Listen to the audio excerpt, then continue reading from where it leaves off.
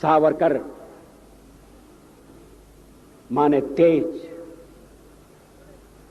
सावरकर माने त्याग, सावरकर माने तप, सावरकर माने तत्व, सावरकर माने तर्क, सावरकर माने तारुण्य, सावरकर माने तीर, सावरकर माने तलवार, सावरकर माने तिलमिलाहट। सागरा प्राण तड़मड़ला, तलमड़ाती हुई आत्मा।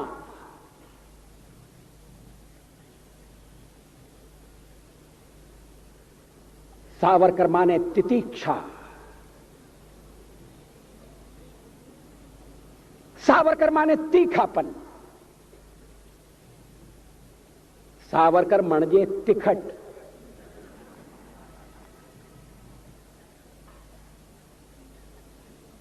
कैसा बहुरंगी व्यक्तित्व।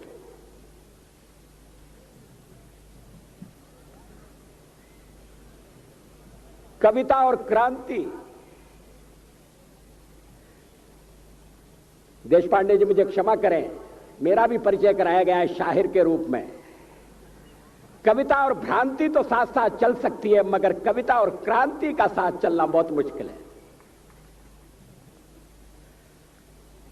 कविता माने कल्पना, शब्दों के संसार का सृजन, ऊंची उड़ान।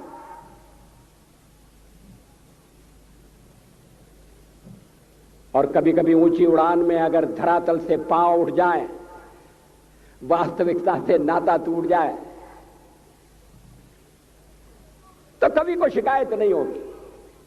उसके आलोचक भी इस बात के लिए उसकी टीका नहीं करेंगे।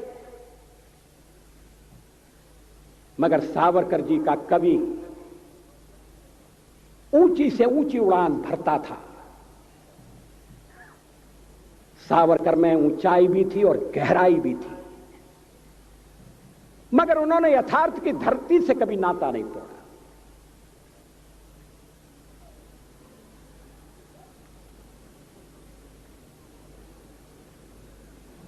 मैंने सेल्युलर जेल में अंडमान द्वीप में वो कोठरी देखी है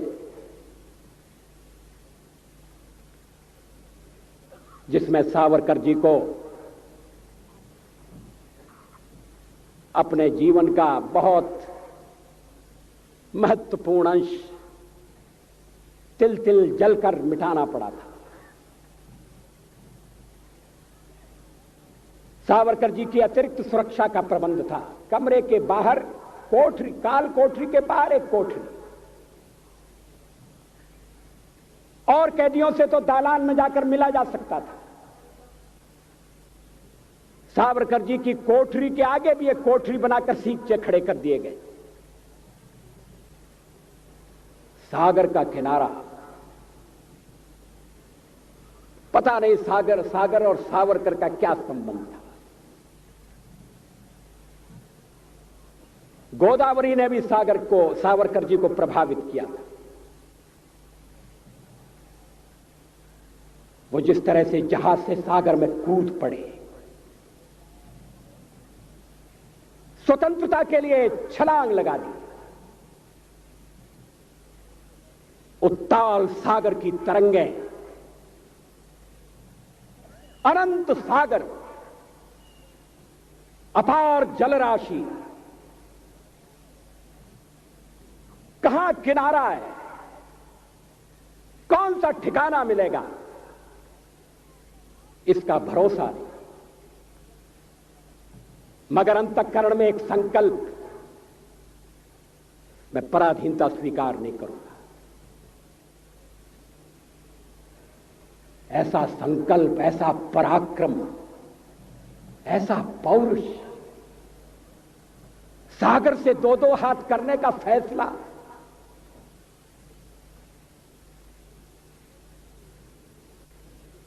और फिर उन्हें सागर के किनारे काले पानी की सजा। मैंने वो कोलू भी देखा है जिसमें कैदियों को जोत कर तेल निकालना पड़ता था। सावरकर जी ने अपनी जीवनी में इन सारे प्रसंगों का उल्लेख किया है, मगर उस सागर के किनारे जेल में बंद सावरकर चांद से बातें करते थे, चांद को लहना देते थे, उपालंब देते थे, संदेश देते थे।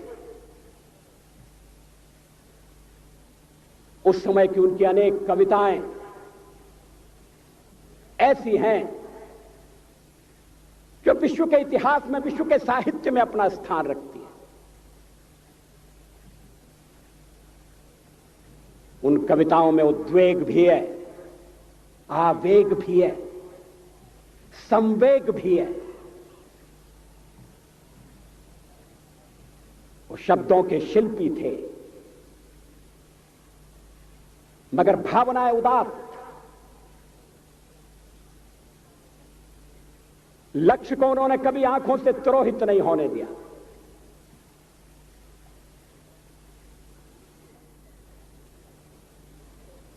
सावरकर जी से मेरा परिचय पहले कवि के नाते हुआ। उनके क्रांतिकारी स्वरूप से तो सभी लोग अवगत थे। मुझे कविता में थोड़ी सी रुचि, संघ के साथ मेरा संपर्क, सावरकर जी की कविताओं का गायन मेरे लिए मराठी समझना मुश्किल था, लेकिन मैंने थोड़ा थोड़ा सीखने का प्रयत्न किया। मैं ग्वालियर का हूं और ग्वालियर की अपनी मराठी है। वरचा मजला खाली आहे, ये पुणे वालों की समझ में नहीं आएगा। जो मजला नीचे कैसे हो सकता है, मगर ये ग्वालियर ने मराठी में जो योगदान दिया है, यह उसका सबूत है। मैंने सावरकर जी की कुछ कविताओं का हिंदी में अनुवाद करने का प्रयत्न किया। मैं चमत्कृत रह गया। कोई क्रांतिकारी होते हुए इतना अच्छा कवि कैसे हो सकता है?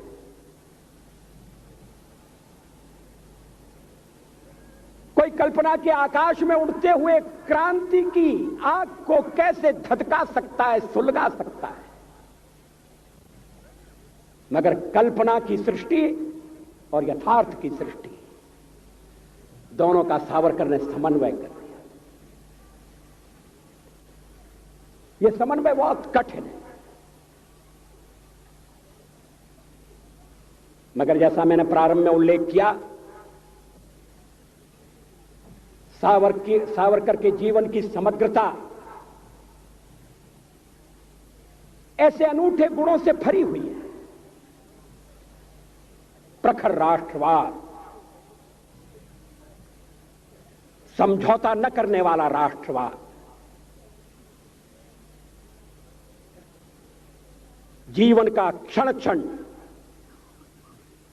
और शरीर का कण कण मातृभूमि की स्वतंत्रता के लिए समर्पण कर देने वाला राष्ट्र प्रेम, मगर उसके साथ मूलगामी समाज सुधारक की भूमिका बैठक। कवि के बाद अगर सावरकर का कोई स्वरूप मुझे सबसे ज्यादा आकृष्ट करता है तो वो समाज सुधारक का रूप है। रत्नागिरी की नजरबंदी में उस समय लिखी गई कविताएं देखिए। बाल विधवा की पीड़ा, एक तो विधवा और उस पर बाल विधवा, पुनर्विवाह पर प्रतिबंध, ऐसी अभागी नारी कहां जाए सावरकर बड़े बड़े प्रश्नों में उलझे थे। उस समय स्वतंत्रता से बढ़कर और कौन सा प्रश्न हो सकता था। मगर सावरकर दृष्टा भी थे,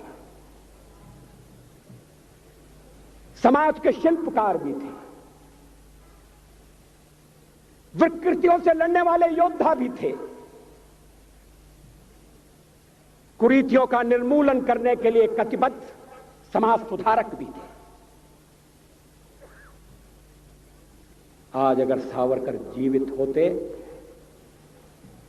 तो सावरकर की धीर गंभीर वाणी में शाहबानों की व्यथा प्रकट होती, मुखरित होती। 70 साल की नारी, पति द्वारा परित्यक्ता, बच्चों की मां, कहां जाए, किसका दरवाजा खटखटाए।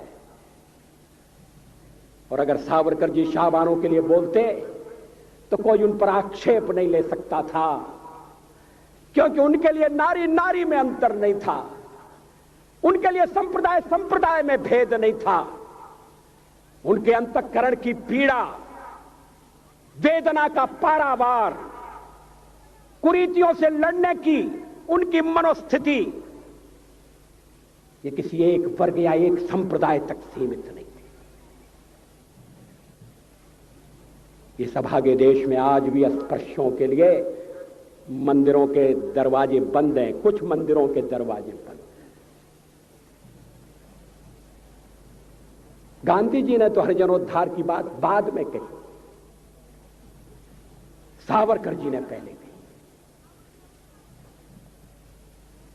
मेरे लिए दरवाजे खोल दो, एक उनकी प्रसिद्ध कविता है मराठी की।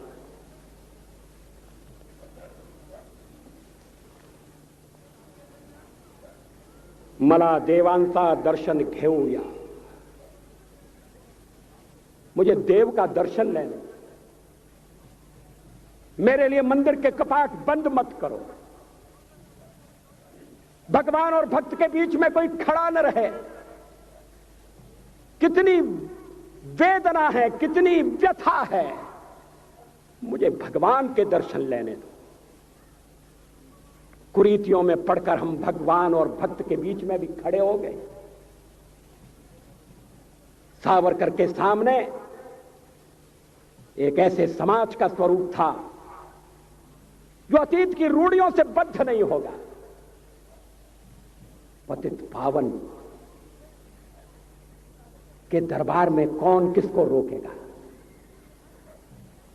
उस समय भी लोग रोके जाते थे, आज भी रोके जा रहे हैं, कहीं कहीं रोके जा रहे हैं। अभी राष्ट्रपति एक मंदिर में जाना चाहते थे, उन्होंने पूछा क्या मंदिर सबके लिए खुला है? पुजारियों ने कहा नहीं, मंदिर सबके लिए खुला नहीं है। मुझे खुशी है राष्ट्रपति ने उस मंदिर में प्रवेश नहीं किया। इस मंदिर के द्वार सबके लिए खुले नहीं।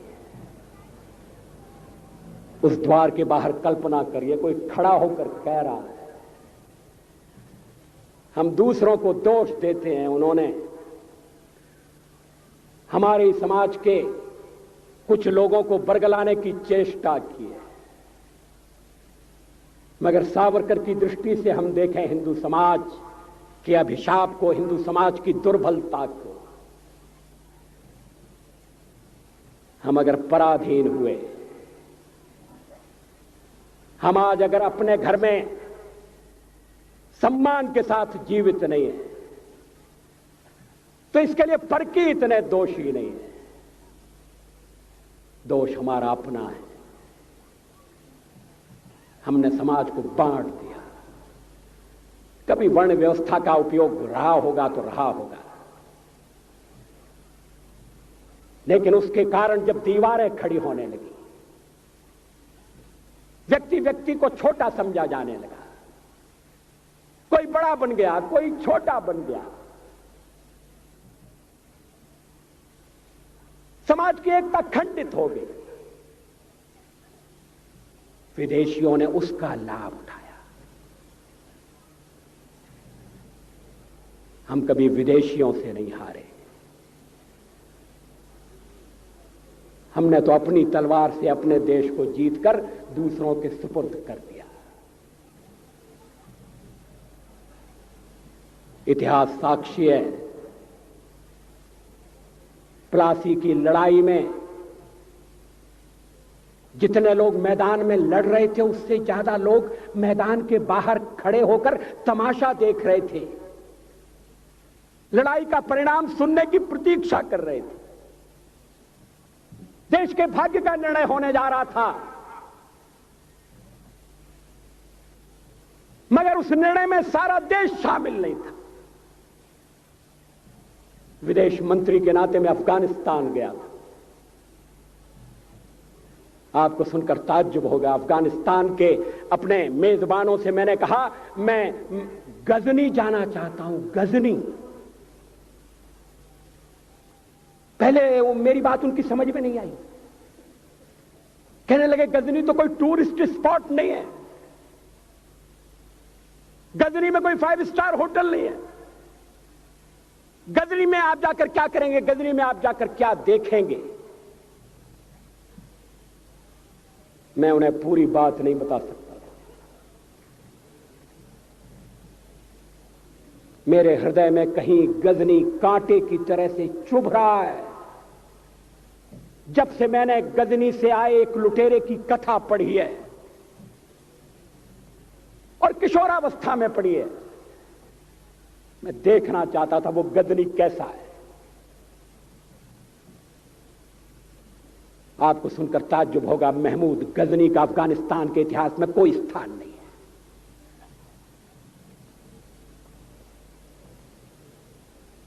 गजनी छोटी सी जगह है, छोटा सा गांव है। कल्पना करिए, सैकड़ों साल पहले वहां धूल उड़ती थी, झोंपड़ियां थी, मगर एक लुटेरा लुटेरों को इकट्ठा करता हुआ सोने की चिड़िया को लूटने के लिए चला आया। आपस की फूट से जो राजा है वो लड़ेगा, जो क्षत्रिय है वो लड़ेगा। हमने समाज के बहुत बड़े वर्ग को लड़ने के अधिकार से वंचित कर दिया। हमने उन्हें हथियार नहीं उठाने दिए। मार्शल नॉन मार्शल के आधार पर हमने समाज को बांट दिया। वो लुटेरा सोमनाथ के मंदिर तक चला गया, पुजारी देखते रहे। मंदिर की पूजा भक्तों को करना पड़ती है, मंदिर तो एक प्रेरणा का केंद्र है। मैं देशपांडे जी की तरह से नास्तिक नहीं हूं, मगर उनकी नास्तिकता में भी जो आस्तिकता है मैं उसका आदर करता हूं, उसका सम्मान करता हूं। वो जिस आत्मविश्वास से नास्तिक होने की बात कहते हैं, तो मैं उनसे कहना चाहता हूं वो सचमुच में नास्तिक नहीं है। जिसकी आस्तिकता है, जिसका विश्वास है, वो नास्तिक कैसे हो सकता है? विश्वास किसमें है ये बड़ी बात नहीं है, विश्वास है या नहीं। हमने समाज के बहुत से बड़े वर्ग को विश्वासहीन बना दिया।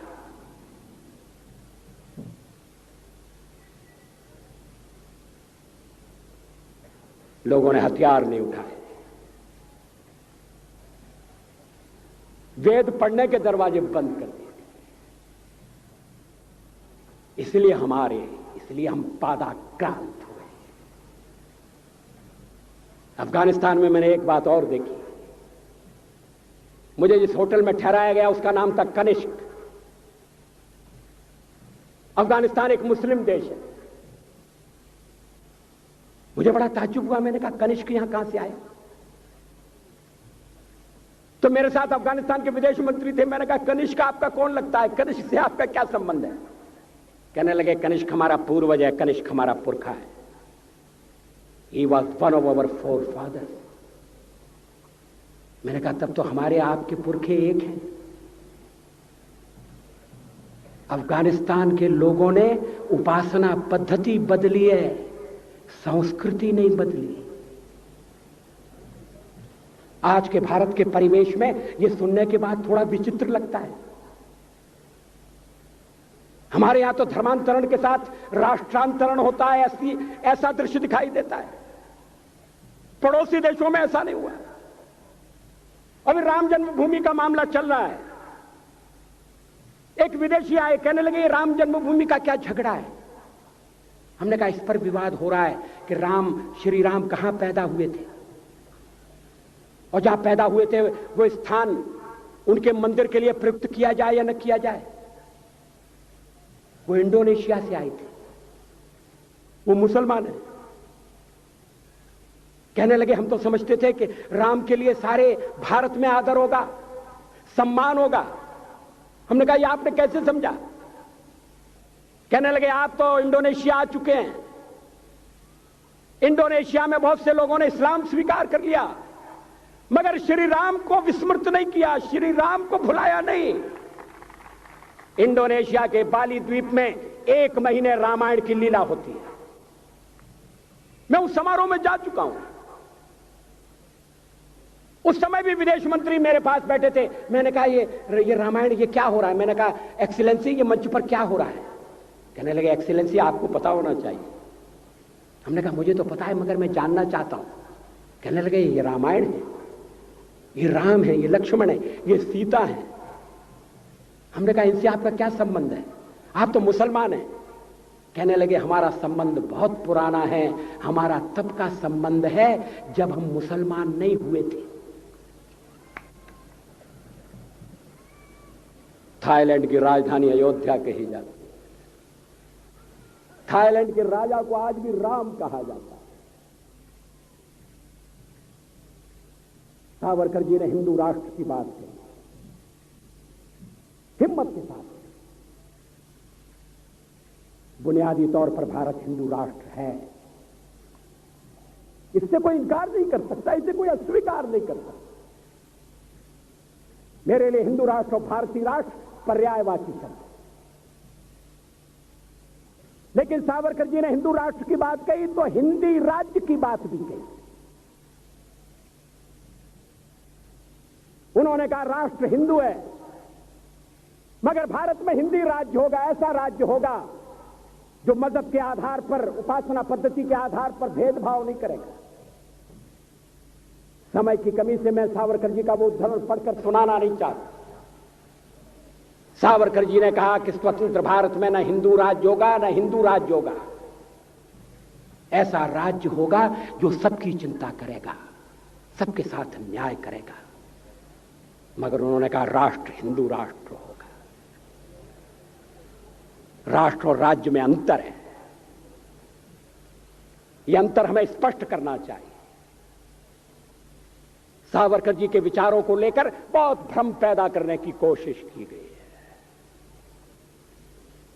मुझे खुशी है इस समारोह का उद्घाटन करने के लिए सूचना मंत्री श्री गाडगिल आए थे। मुझे वो दिन भी याद है जब रेडियो से सावरकर की कविता नहीं सुनाई जा सकती थी।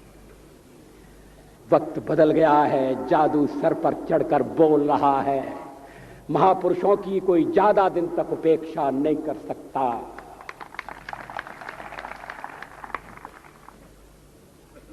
राजकारण की वजह से सावरकर की उपेक्षा हुई। सावरकर का हमने सही मूल्यांकन नहीं किया। मैंने तो बहुत कम उम्र में सावरकर जी को देखा था, सुना था। बिंदु माधव जोशी ने मेरी कविता का उल्लेख किया, हिंदू तन मन हिंदू जीवन रग रग हिंदू मेरा परिचय। ये मैं 10वें दर्जे में पढ़ता था, उस समय की लिखी हुई कविता है। लोग कहते हैं वो कविता लिखने वाला वाजपेयी अलग था, जो राजकारण करने वाला वाजपेयी वो अलग है। इसमें कोई सच्चाई नहीं है। मैं हिंदू हूं ये मैं कैसे भूल सकता हूं, किसी को भूलना भी नहीं चाहिए। मगर मेरा हिंदुत्व सीमित नहीं है, संकुचित नहीं है। मेरा हिंदुत्व हरिजन के लिए मंदिर के दरवाजे बंद नहीं कर सकता।